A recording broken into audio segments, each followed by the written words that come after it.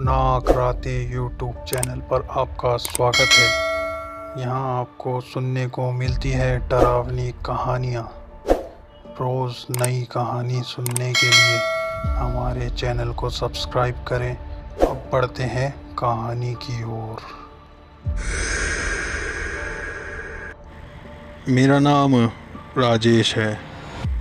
Hotel के room service department को देखता हूँ। यहाँ पे हर रात रूम नंबर 113 से फ़ोन आता है और एक आदमी ऑर्डर देता है। रूम नंबर 113 में एक कप चाय दे जाना।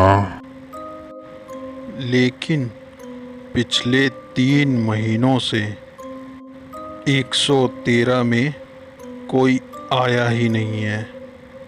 मतलब किसी भी गेस्ट ने चेक इन ही नहीं किया है। अब चाहे कुछ भी हो जाए, मैंने फ़ैसला कर लिया है कि मैं उस कमरे की तरफ कभी नहीं जाऊंगा। कभी मुड़कर भी उस कमरे की तरफ नहीं देखूंगा, क्योंकि पता नहीं उस कमरे में क्या है। कुछ तो अजीब है।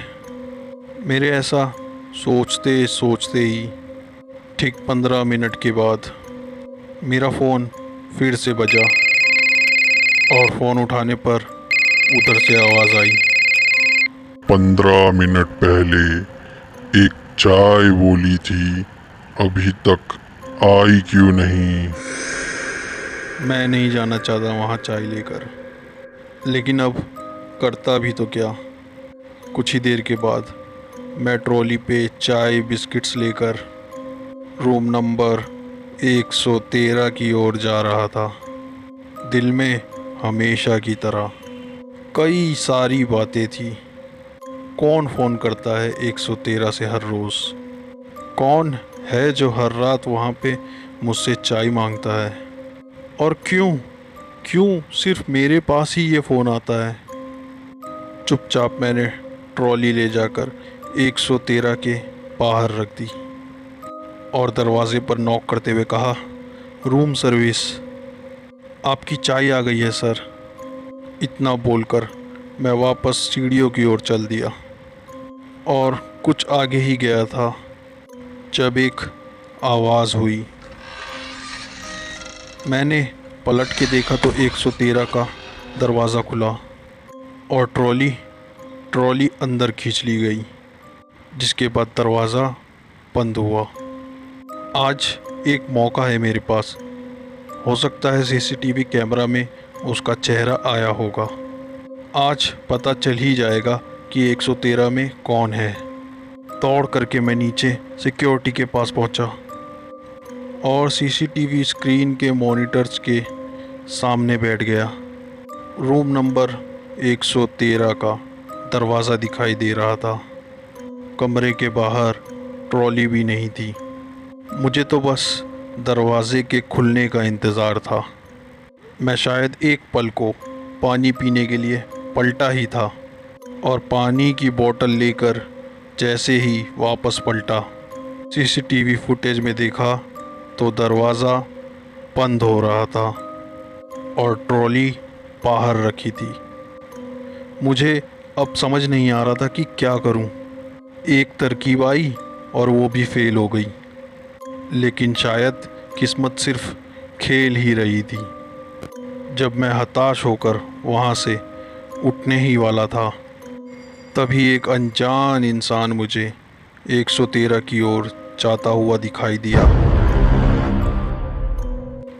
उसकी पीठ उसकी कैमरे की ओर थी और वो बड़े आराम से 113 के सामने तक गया और ट्रॉली को सरकाता हुआ वहाँ से चला गया।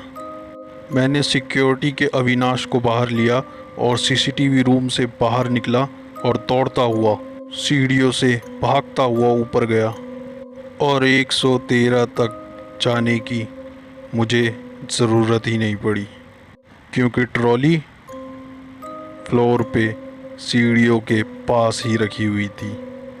अविनाश को साथ लेकर मैं सीढ़ियों से ऊपर भागा, फिर 2 फ्लोर और ऊपर गया वापस नीचे आया, लेकिन वो इंसान हमें कहीं दिखाई नहीं दिया।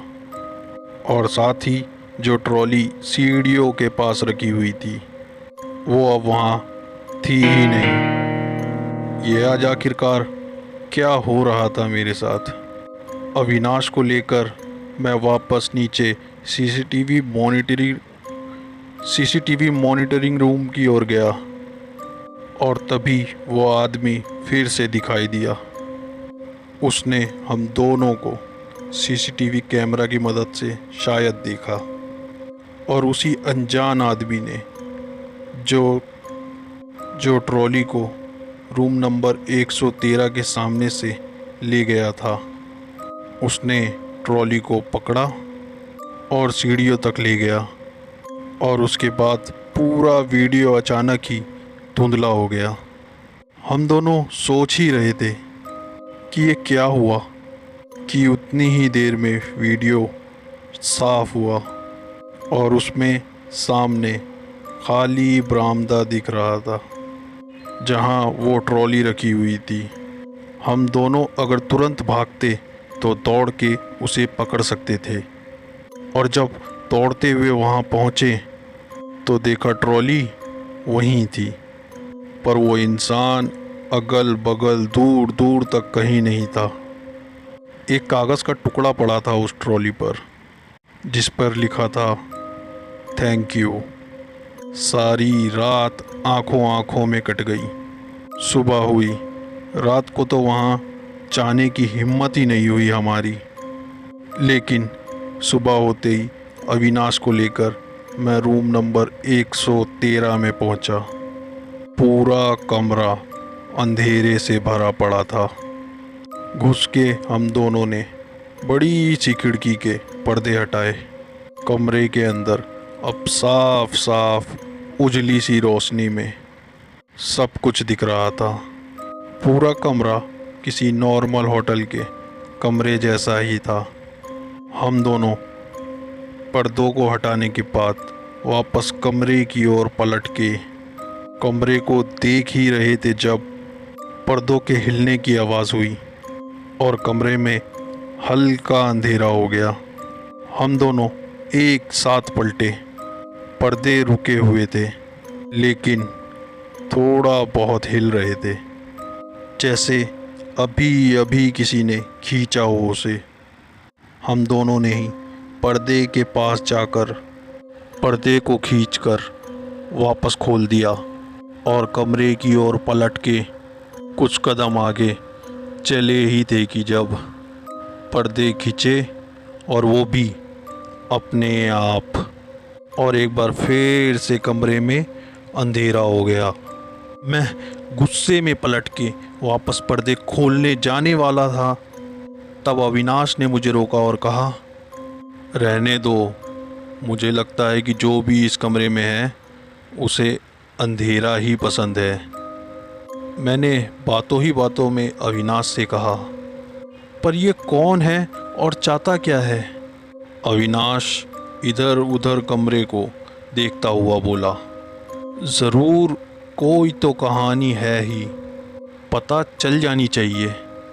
अविनाश और मैं बात कर ही रहे थे, तभी उस कमरे का इंटरकॉम बजा।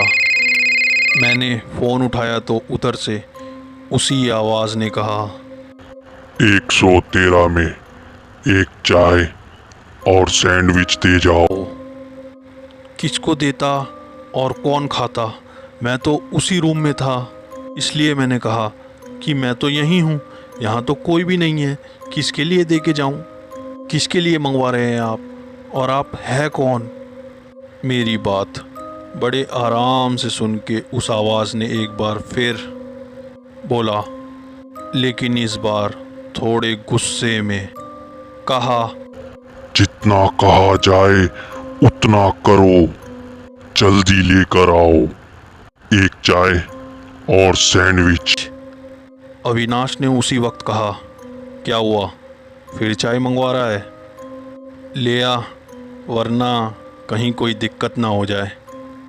मैंने भी सोचा कि बात तो सही है। जल्दी से जाके मैं चाय ले आया अविनाश वहीं कमरे में मेरा इंतज़ार करता रहा। मैंने टेबल के ऊपर चाय रखी ही थी कि मैं चिल्लाया, भाग अविनाश, भाग यहाँ से। और इतना बोलते के साथ ही मैं वहाँ से भागकर बाहर निकला। लेकिन कमरे से बाहर निकलते ही मैंने देखा कमरे का दरवाज़ा शोर की आवाज़ के साथ अचानक बंद हुआ और अविनाश अंदर ही बंद हो गया। दरवाजे को खोलने की मेरी सारी कोशिश जब नाकाम हो गई तो मैं वहाँ से वापस नीचे सिक्योरिटी वाले रूम में भागा मदद के लिए। और मॉनिटरिंग रूम में घुसते ही मैंने जो देखा वो देख के मैं शायद बेहोश ही हो जाता। अविनाश वहीं सामने बैठा था। उसे देखते ही मैंने चिल्लाया, तू यहाँ कैसे आया?